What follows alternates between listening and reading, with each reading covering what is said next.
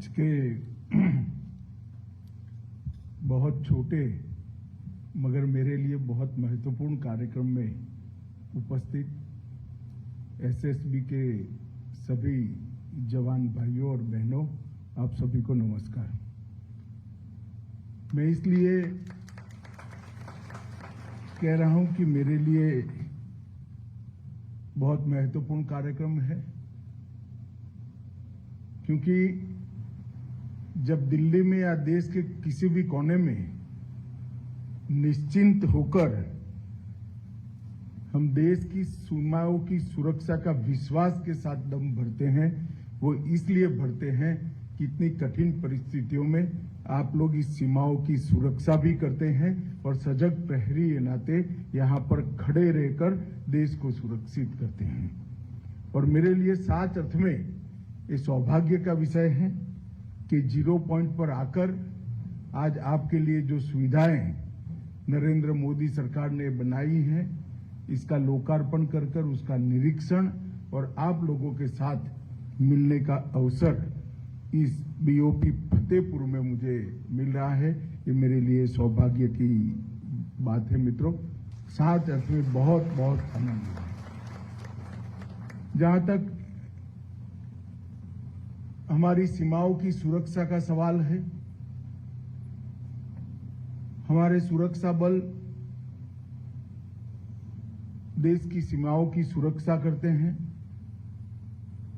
कई बार जब जरूर पड़ती है तो कानून और व्यवस्था की स्थिति में भी वो नागरिकों का मदद करते हैं। आपदा के समय राहत और बचाव के काम में भी बहुत महत्वपूर्ण योगदान देते हैं। और देश के लोकतंत्र की सुरक्षा के लिए जब जो चुनाव होते हैं, वो चुनाव आयोग के तत्वाधान में निष्पक्ष हो, इसके लिए भी हमारे सुरक्षा बल का बहुत बड़ा योगदान होता है। जब से भारतीय जनता पार्टी की केंद्र में सरकार बनी है, हमने सुरक्षा बलों के जवानों के सीमा पर और उनके निवास दोनों जगह, मतलब आपके और आपके परिवार के सुनिश्चितता के साथ निवास हो पाए, इसके लिए एक समयबद्ध चरणबद्ध कार्यक्रम बनाया है। आज का जो लगभग 25 करोड़ की लागत से जो 5 चौकियों का लोकार्पण हो रहा है, यहां पर फतेहपुर बीओपी पर, पेकटोला पर, बेरिया में, आमगाछी में और रानीगंज में, वो सभी ये पूरे राष्ट्रीय कार्यक्रम का हिस्सा है। क्योंकि मोदी सरकार हमारे प्रधानमंत्री जी के नेतृत्व में मानती है कि जो लोग अपने जीवन काल का स्वर्णिम काल देश की सुरक्षा के लिए सीमा पर बहुत दिक्कतों वाली जीवन जीकर निकालते हैं, उनकी सुविधाओं का ख्याल रखना ये भारत सरकार का कर्तव्य है और भारत सरकार ने इसको करना चाहिए। और आज उसी अनुसंधान में जवानों का आवास, एनसीओ बैरक, चौकी इंचार्ज आवास, जवान का मैस, शस्त्रागार, भंडार कक्ष और लगभग 10 किलोवाट पावर का सोलर प्लांट, ये सारी चीजों का आज यहां पर लोकार्पण हो रहा है। मुझे विश्वास है इससे यहां पर जो जवान ड्यूटी कर रहे हैं, उनकी सुविधाओं में निश्चित रूप से बढ़ोतरी होगी और उनका कष्ट कुछ मात्रा में तो कम हो पाएगा। इसके साथ साथ पेकटोला में 5 एकड़ भूमि पर लगभग 7.5 करोड़ से एक भवन बनाया गया है। बेरिया में 4.5 करोड़ के लागत से भवन बनाए हैं और अररिया के बतनाहा में लगभग 3.5 करोड़ की लागत से भवन बना है और राजनीगंज में भी 3.25 करोड़ लागत से ये भवन बना है। जहां तक एसएसबी का सवाल है, मित्रों, एसएसबी इसका एक इतिहास है। उसका अभी के स्वरूप का परिवर्तन जब देश में अटल जी की सरकार थी तब अस्तित्व में आया। पहले सीमाओं के लोगों के से संपर्क, गांवों के इतिहास और उनकी संस्कृति का डॉक्यूमेंटेशन और उनके साथ एकात्म भाव से काम करना ये ड्यूटी थी। मगर अब जब से एक देश एक सीमा का सुरक्षा बल, ये नीति को भारत सरकार ने अटल जी के समय में संभाला, तब भारत नेपाल और भारत भूटान जो मैत्रीपूर्ण देश है, खुली सीमा है, उसकी रक्षा की जिम्मेदारी एसएसबी को दी है। एक दृष्टि से दिल्ली में बैठकर सोचते हैं तो लगता है सभी सीमा सुरक्षा की जिम्मेदारी निभाने वाले सशस्त्र बलों में सबसे सरल ड्यूटी आपका है, क्योंकि दोनों देशों से हमारे मैत्रीपूर्ण संबंध है। मगर जब बॉर्डर पर 0 पॉइंट पर आकर देखते हैं या आपके डीजीपी साहब जब मिलने आते हैं तब मालूम पड़ता है कि सबसे कठिन ड्यूटी आपका है, क्योंकि यहाँ तार नहीं लगा है, यहाँ बाड़ नहीं लगी है, ये खुली सीमा है। जब सीमा खुली होती है तब जिम्मेदारी अनेक गुना बढ़ जाती है। कितने भी मैत्रीपूर्ण संबंध हो, पड़ोस के देशों की सरकारों की कोई बद इरादा न होने के बावजूद यहां पर और वहां पर समाज में कुछ तत्व ऐसे होते हैं जो खुली सीमा का उपयोग अपने अनधिकृत कमाई के लिए करते हैं। चाहे स्मगलिंग हो, चाहे पशु तस्करी हो, चाहे घुसपैठ हो, बांग्लादेश से होकर, नेपाल से होकर यहां पर भी घुसपैठ होती है। ये सारी चीजें बहुत दिक्कत वाली होती है। जहां पर बाढ़ लग गई है वहां पर एक सरलता होती है कि बाढ़ कटी या नहीं कटी वो देखना और दूर से बाढ़ को देखते रहना। मगर जहां बाढ़ ही नहीं है वहां कितनी भी घस लगा दो, आपके जाने के बाद कोई आता है तो मैनेज करना बहुत दिक्कत होती है। उस वक्त हमारे गांव में रिश्ते, गांव में हमारी सूचनाओं की व्यवस्था, गांव के लोगों के साथ हमारी सेवा के माध्यम से संपर्क, यही सारी चीजें सीमाओं को सुरक्षित कर सकती है। इसलिए सेवा, सुरक्षा और बंधुत्व ये जो नारा है वो नारा सोच समझकर खुली सीमा वाला सुरक्षा बल मतलब एसएसबी को दिया गया है, जिससे आपको और ज्यादा सजग रहकर करना चाहिए। मैं जब आज बिहार में आया हूं तब बिहार और झारखंड, अब तो खैर वामपंथी उग्रवाद वहां समाप्ति के आरे पर है, मगर जब चरम सीमा पर था तब एसएसबी के जवानों ने वामपंथी उग्रवाद के खिलाफ लड़ने के लिए भी बहुत बड़ा योगदान दिया है। इसको देश कभी भूल नहीं पाएगा।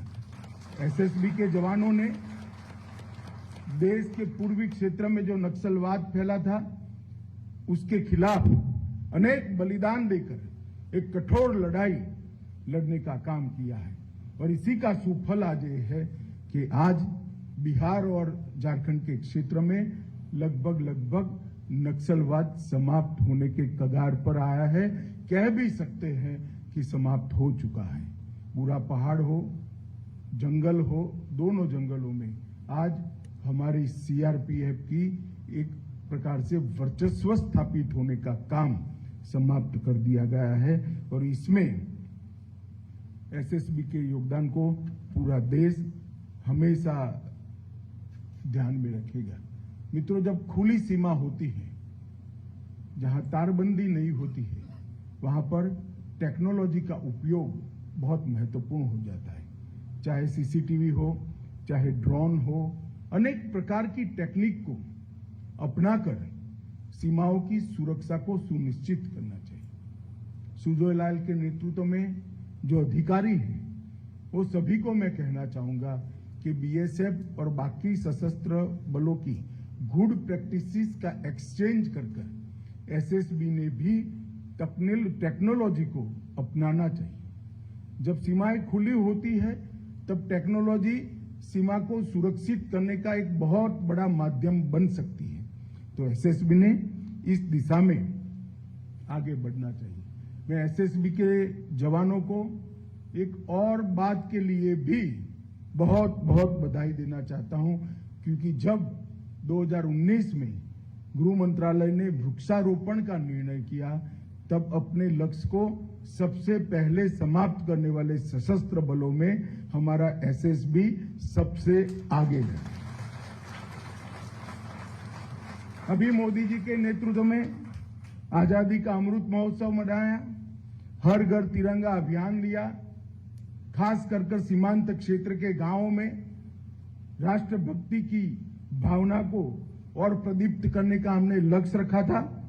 10 लाख तिरंगे एसएसबी के जवानों ने घर घर जाकर वितरित भी किए और उसको फहराने का सुनिश्चित। इससे निश्चित रूप से आपका ही काम सरल हो। जिसके घर पर आप तिरंगा लेकर आए हो, जिसने फहराया है, इसके साथ एसएसबी का एक अटूट रिश्ता बनता है और सूचनाओं के आदान प्रदान में वो रिश्ता हमेशा के लिए आप काम आएगा।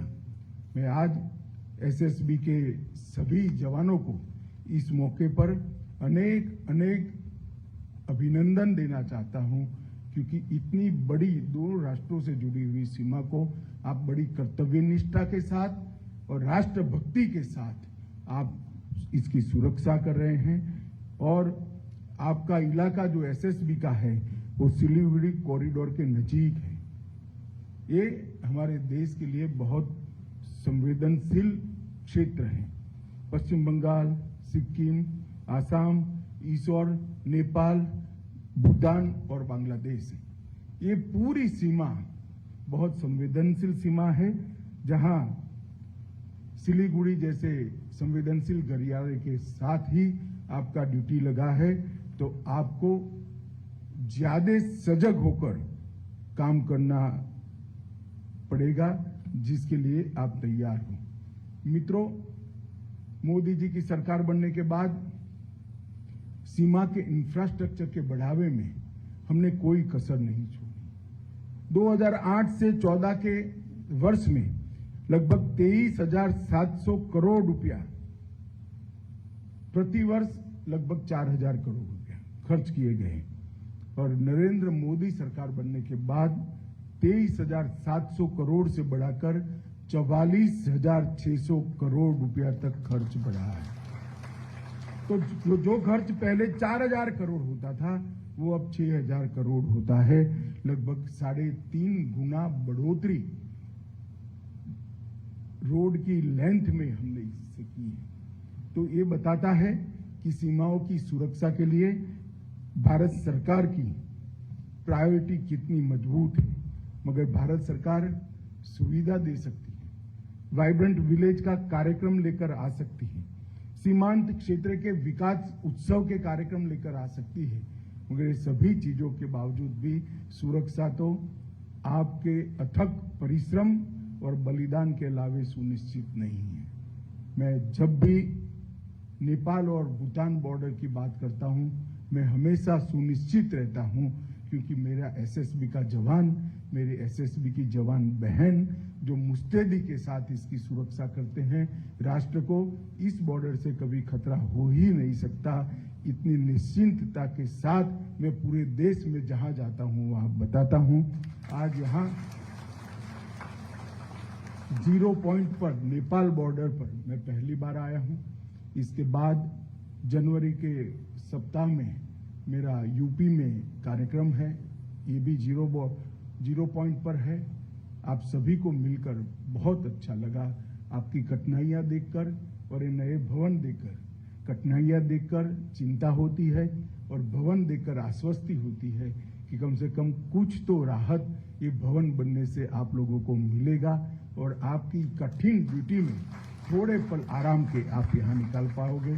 आप सभी को अनेक अनेक शुभकामनाएं देकर मेरी बात समाप्त करता हूं।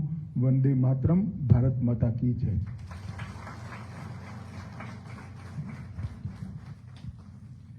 धन्यवाद महोदय।